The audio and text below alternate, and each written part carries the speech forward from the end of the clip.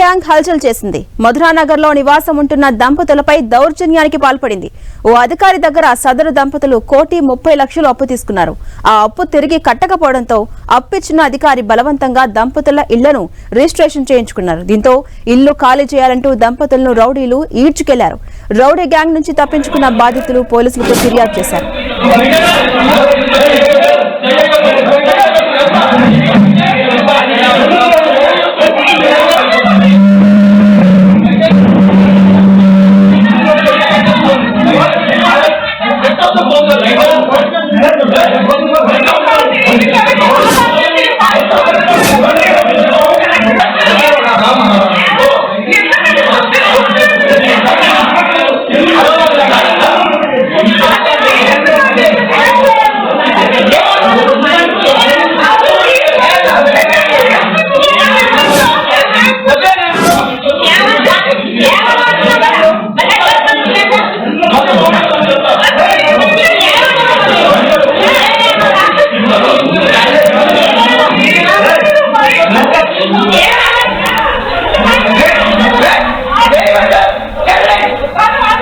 ఇదే అంశంపై మరింత సమాచారం మా ప్రతినిధి సైదులు అందిస్తారు. సైదులు, ఖమ్మంలో రౌడీ గ్యాంగ్ హల్చల్ చేయడం ఇప్పుడు సంచలనంగా మారుతోంది. దంపతులపై దౌర్జన్యానికి పాల్పడి వాళ్ళని వీడ్చుకెళ్తున్న దృశ్యాలు ఇప్పుడు వైరల్ గా మారుతున్నాయి. అప్డేట్స్ ఏంటి?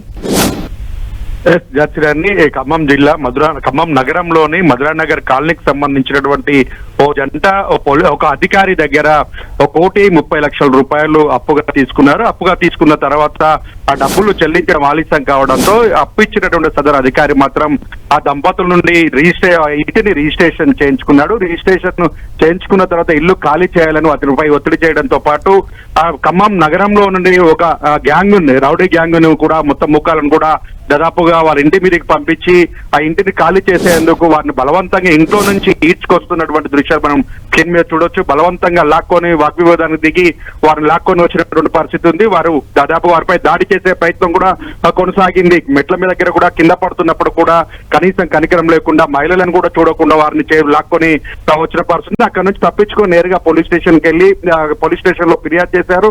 ఇప్పుడు పోలీసులు కూడా దీనికి సంబంధించిన విషయం మీద అధికారులు స్పందించాల్సి ఉంది. ఒకవైపు మరోసారి ఇప్పుడు కూడా వారి ఇంటి పైన దాడి చేసే ప్రయత్నం కూడా సిద్ధమవుతున్నట్టుగా మనకు అందుతున్న సమాచారం అయితే ఉంది. మొత్తంగా ఈ ఘటన అనేది ఇప్పుడు ఖమ్మం జిల్లాలో కాదు రాష్ట్రవ్యాప్తంగా కూడా కలకలం రేపుతుందని కూడా చెప్పుకోవచ్చు. ఖమ్మంలో ఒక నయా ట్రెండ్ కూడా ఇప్పుడు ఇటీవల కాలంలో తీసుకొస్తున్న పరిస్థితి ఉంది. ఎందుకంటే గత ఎప్పుడు కూడా చాలా ప్రశాంతంగా ఉండే ఖమ్మంలో అటు రియల్ ఎస్టేట్ వ్యాపారం పెద్ద ఎత్తున పెరగడంతోనూ ఖాళీగా ఉన్నటువంటి భూముల్లోనూ ఆక్యుపై చేసుకోవడం, ఆ ప్లాట్ల పైన కూడా రౌడీ ముఖాలు తమదే అంటూ కూడా బెదిరింపులకు పాల్పడుతున్న పరిస్థితి వెలుగులోకి వస్తున్నాయి. ఇప్పుడు ఎవరైతే డబ్బులు తీసుకున్నారో అంటే సైదులో రౌడీ ముఖ నుంచి తప్పించుకుని పోలీసులు ఆశ్రయించారు కదా బాధితులు, పోలీసులు రియాక్ట్ అయ్యారా? మరి ఇప్పటి వరకైతే పోలీసులు మాత్రం కేసును పరిశీలిస్తున్నామని చెప్తున్నారు. కానీ ఎక్కడ కూడా ఎఫ్ఐఆర్ చేసి ఎవరైతే సదరు దాడి చేశారో ఆ సీసీ ఫుటేజ్ ఆధారంగా వారి మీద ఇప్పటి వరకు కేసు నమోదు చేయలేదు. వారు అయితే ఎవరైతే బాధితులు ఉన్నారో వారు మాత్రం వారిపైన కేసు నమోదు చేసి తమను కాపాడాలని కూడా కోరుతున్నారు. ఉన్నతాధికారులను కూడా కలుస్తామని కూడా వారు చెప్తున్న పరిస్థితి ఉంది. ఓవరాల్ గా చూసుకుంటే మాత్రం ఖమ్మంలో నయా ట్రెండ్ కి అయితే తెరలేపరని చెప్పవచ్చు. రౌడీ ముఖాలు మనం చూసాం గతంలో. ఇప్పుడు నిన్న కూడా సత్తుపల్లికి సంబంధించిన దాంట్లో కానిస్టేబుల్ అంతరాష్ట్ర దొంగని పట్టుకునేందుకు ప్రయత్నం చేస్తే అతని మీద కూడా దాడి జరిగింది. మొన్న గంజాయి ముఖ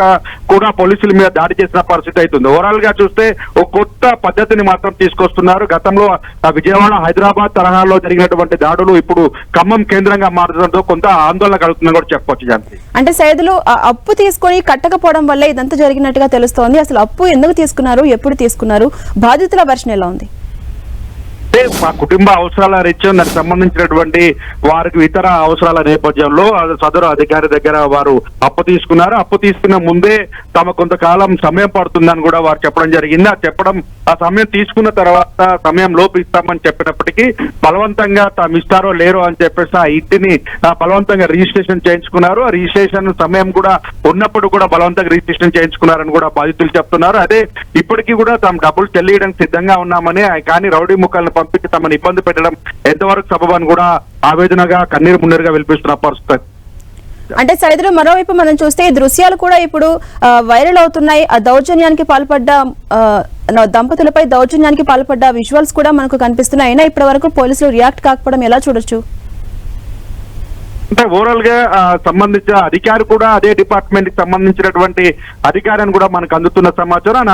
నేపథ్యంలోనే సదరు అధికారి కొంచెం ఇన్ఫ్లుయెన్స్ తోనే పోలీసులు కూడా కేసు నమోదు చేయడంలో కొంత నిర్లక్ష్యం చేస్తున్నారని కూడా చర్చ కొనసాగుతుంది. దీనిపైన ఇప్పటికే ఉన్నతాధికారులకు ఫిర్యాదు చేస్తామని చెప్పారు. ఇప్పటికే దీనికి సంబంధించిన అంశాలపైన కూడా ఉన్నతాధికారులు కూడా పరిశీలన చేస్తున్నప్పటికీ సదరు అధికారి ఎవరైతే అప్పు ఇచ్చారో అప్పు ఇచ్చిన అధికారి కూడా పోలీస్ శాఖకు సంబంధించిన అధికారిగా ఉన్నారని కూడా మనకు అందుతున్న సమాచారం. అయితే అతను పోలీస్ శాఖ అన్నా లేకపోతే ఇతర వివిధ శాఖల్లో పనిచేస్తున్న అధికారి అన్న దాని మీద కూడా స్పష్టత రావాల్సింది. అయితే వారు మాత్రం ఒక అధికారి అని చెప్తున్నారు, స్పష్టంగా పేర్లు మాత్రం చెప్పడం లేదు. దానికి సంబంధించిన డాక్యుమెంటేషన్ కూడా తమ వద్ద ఉన్నాయి, అధికారులకు తీసుకెళ్లి ఫిర్యాదు చేస్తామని కూడా చెప్తున్న పరిస్థితి అవుతుంది. అలాగే సైదులు అప్పు చెల్లించకపోవడం వల్ల బలవంతంగా ఇల్లు అనేది రిజిస్ట్రేషన్ చేస్తున్నారని ప్రధానంగా ఈ బాధితులు అనేది చెప్తూ ఉన్నారు కదా, దీనిపై మరి ప్రభుత్వ అధికారులు స్పందించే అవకాశం ఉందా? ఓవరాల్ గా ముందు ఎవరైనా డబ్బు అప్పుగా తీసుకున్నప్పుడు తనఖా పేరుతో రిజిస్ట్రేషన్ చేయించుకోవడం ఒక ఆనవాయితీగా ఉంది. తనఖా రిజిస్ట్రేషన్ చేయించుకోవడానికి అలా చేయించిన తర్వాత మాత్రమే అప్పుగా ఇస్తారు. అప్పు ఎవరైతే చెల్లిస్తారో అప్పు చెల్లించిన తర్వాత ఎవరైతే ఓనర్ ఉంటారో వారికి ఆ తనఖా రిజిస్ట్రేషన్ రద్దు చేసుకొని అసలు ఓనర్ కి రిజిస్ట్రేషన్ చేయాల్సి ఉంటుంది. అయితే ఇదంతా ఒక ఒప్పందం ప్రకారం జరుగుతున్నటువంటి ప్రక్రియ. అయితే దీనికి అతిమించి ఆ సదరు అధికారి ఆ ఇంటిని కావాలని బలవంతంగా లాక్కుంటున్నారని చెప్తున్న పరిస్థితి. అయితే ఉన్నతాధికారులు కూడా దీనికి సంబంధించిన రిజిస్ట్రేషన్ ప్రక్రియ ఎలా కొనసాగింది, దీని మీద ఏంటి అనే దాని మీద కూడా విచారణ చేసే అవకాశం ఉంది. ఇప్పటికే ఈ విషయాన్ని సునీల్ దత్ దృష్టికి కూడా ఉన్నతాధికారుల దృష్టికి కూడా ఇప్పుడు బాధితులు ఫిర్యాదు చేయడంతో అందిన సమాచారం. అయితే వారు మాత్రం ఎలాంటి చర్యలు తీసుకుంటారు, ఆ అధికారి ఎవరు, ఆ అధికారిపై ఎలాంటి చర్యలు తీసుకుంటారు అనేది మాత్రం మనం వేచి చూడాల్సిన పరిస్థితి. అంటే ఆ అధికారి ఎవరి ప్రమేయం ఇందులో ఉన్నదానికి సంబంధించి ఎప్పటి వరకు ఒక క్లారిటీ వచ్చే అవకాశం ఉంది సైదులు? ఓవరాల్ గా మనకి ఈ రోజు మధ్యాహ్నం తర్వాత క్లారిటీ వచ్చే అవకాశం ఉంది. ఎందుకంటే ఇది ఇష్యూ స్టేట్ వైడ్ గా కలకలం రేపుతుంది, చర్చనీయాంశంగా మారడంతో అటు సదరు అధికారి బలవంతంగా లాక్కెళ్ళినటువంటి విజువల్స్ అటు సోషల్ మీడియా వేదికగా కూడా వైరల్ అవుతున్న పరిస్థితి ఉంది. అయితే ఈ ఎవరైతే రౌడీ ముఖా ఉన్నారో ఆ రౌడీ ముఖా వెనుక ఉన్నటువంటి రాజకీయ పార్టీ వారి దానికి ఎవరు ప్రోద్బలంతో ఇది జరుగుతుందన్న కోణంలో కూడా వారిని కూడా సీసీ కెమెరాలో విజువల్స్ మేరకు వారిని గుర్తించి వారిని అరెస్ట్ చేసే అవకాశం కూడా ఉంది. అరెస్ట్ చేసిన తర్వాత అసలు దానికి గల కారణాలు ఏంటనే దాని మీద కూడా విచారణ చేసే అవకాశాలు అయితే ఉన్నాయి. అంటే సైదులు మీరు చెప్తున్నట్టు ప్రధానంగా చూస్తే ఆ అధికారి ఎవరు, ఇందులో రాజకీయ నేత ప్రమేయం ఉందని కూడా చెప్తున్నారు కదా, అతను ఎవరు తెలుస్తుందా సమాచారం? ఓవరాల్ గా అధికారికి సంబంధించినటువంటి పూర్తి వివరాలు రావాల్సి ఉంది. దీనికి సంబంధించినట్లు రాజకీయ పార్టీకి సంబంధించినటువంటి రౌడీ ముఖాలుగా కూడా చెప్తున్న పరిస్థితి ఉంది. అయితే ఈ ఏ పార్టీకి సంబంధించిన వ్యక్తులు వీరు నిజంగానే వీరు పూర్తి స్థాయిలో కూడా ఇదే పనిగా రౌడీ ముఖాలుగా వ్యవహరిస్తూ దందాలకు పాల్పడుతున్నారు లేదా, గతంలో ఎలాంటి కేసులు ఉన్నాయి, గతంలో కూడా ఇలాంటి కార్యక్రమాలు పాల్పడడం లేదన్నది కూడా పోలీసులు అటు విచారణ చేయాల్సింది. దాంతో పాటు మనకు కూడా ఆ సమాచారం అందాల్సిన పరిస్థితి కూడా ఉంది. ఎందుకంటే వీరు గతంలో పదే ఇలాంటి వ్యవహారాలకు పాల్పడితే మాత్రం పోలీసులు ఇప్పటికల్లా వాళ్ళ రౌడీ షీటర్లుగా చేర్చే అవకాశం ఉంటుంది. కానీ కొత్తగా ఇప్పుడే ఇటీవల కాలంలోనే అటు చెడు వ్యసనాలకు బానిసైనటువంటి వాళ్ళు ఈ దందాకు పాల్పడుతున్నారా, లేక రాజకీయ పార్టీలకు సంబంధించిన ప్రమేయంతోనే వీరు దందాకు పాల్పడ్డారా, బలవంతంగా వాళ్ళని ఈడ్చుకెళ్లిన ఘటన అనే దాని మీద కూడా అటు పోలీసులు కావచ్చు మనకు అందాల్సిన సమాచారం అవుతుంది. దీనికి సంబంధించినటువంటి పూర్తి వివరాలు మాత్రం మధ్యాహ్నం తర్వాతనే వెలుగులోకి వచ్చే అవకాశం కనిపిస్తుంది. Right, thank you Saidulu.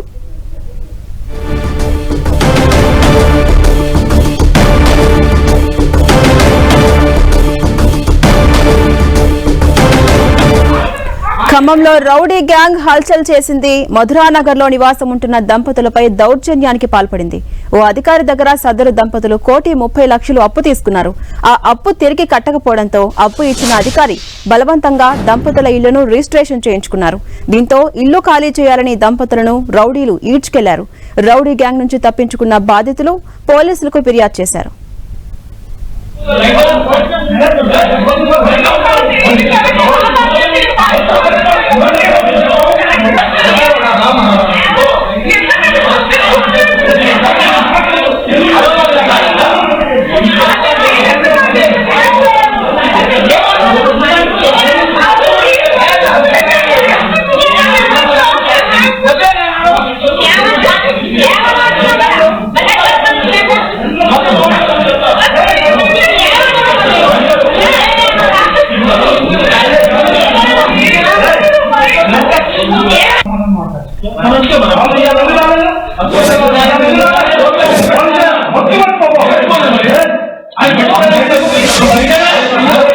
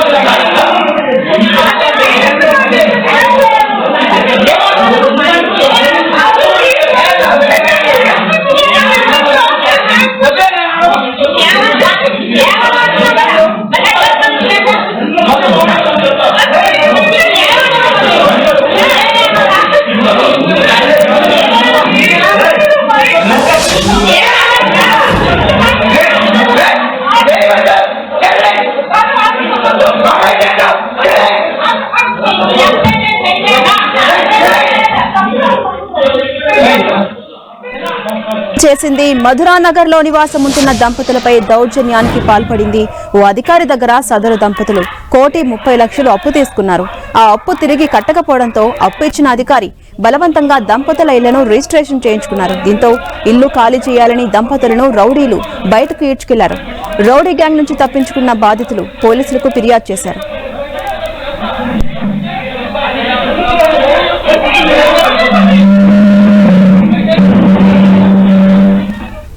ఇదే అంశంపై మరింత సమాచారం మా ప్రతినిధి సైదులు అందిస్తారు. సైదులు, ఈ కేసుకు సంబంధించి పోలీసులు కేసు నమోదు చేశారా? ఎలా చూడాలి?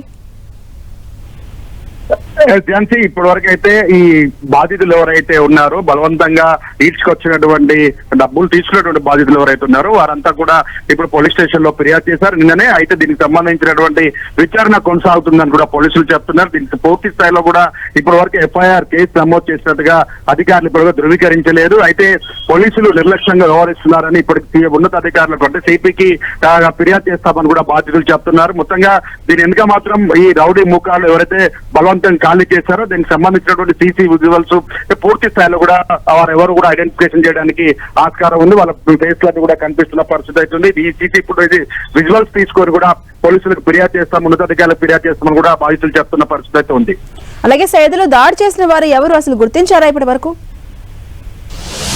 అంటే ఇప్పటి వరకు మనం చూస్తే దాడి చేసిన వారు ఎవరు ఏంటి అనే దాని మీద కూడా ఓ రాజకీయ పార్టీకి సంబంధించిన నాయకుని ముఖ్య అనుచరులుగా చెప్తున్నప్పటికీ కూడా ఇందులో ఉన్నటువంటి వారు నిజంగా వారైనా లేకపోతే ఆ రాజకీయ పార్టీ ప్రోద్బలంతోన ఎవరైతే అప్పిచ్చిన అధికారి ఉన్నారో ఆ అధికారి ఆ ప్రోద్బలంతో చేశారన్న దాని మీద కూడా పోలీసులు విచారణ కొనసాగిస్తున్నారు. అయితే ఇప్పుడు దీనికి సంబంధించిన దాంట్లో పూర్తి వివరాలు మొత్తం కూడా దాదాపు మధ్యాహ్నం తర్వాత వెల్లడయ్యే అవకాశం కూడా కనిపిస్తుంది. ఇక్కడ దాడి చేసినటువంటి వ్యక్తులకు సంబంధించి అంటే గతంలో ఇలాంటి దందాలకు పాల్పడిన వారా లేక కొత్తగా ఆ చెడు అలవాట్లకు బానిసలు అయినటువంటి వారు ఈ దందాలో పాల్పడుతున్నారా లేదా రాజకీయ పార్టీల ప్రమేయంతోనే ఎటువంటి ఇబ్బంది కలగదు తమకేం కాదన్న ధీమాతో ఈ కార్యక్రమాలు శ్రీకారం చుడతారన్న దాని మీద కూడా పోలీసులు విచారణ కొనసాగిస్తున్నారు. ఏదేమైనా దీనికి సంబంధించిన ఖమ్మంలో ఈ తరహా దందా కొనసాగించడం, ఇంట్లో ఉన్న వారిని బలవంతంగా లాక్కొచ్చి రోడ్డు మీద పడవేయడం అనే దాని మీద ఇది మొత్తం చర్చనీయాంశంగా మారింది. ఇప్పుడు రాష్ట్ర వ్యాప్తంగా కూడా కలకలం రేపుతుందని కూడా చెప్పుకోవచ్చు. Right, thank you Saidulu.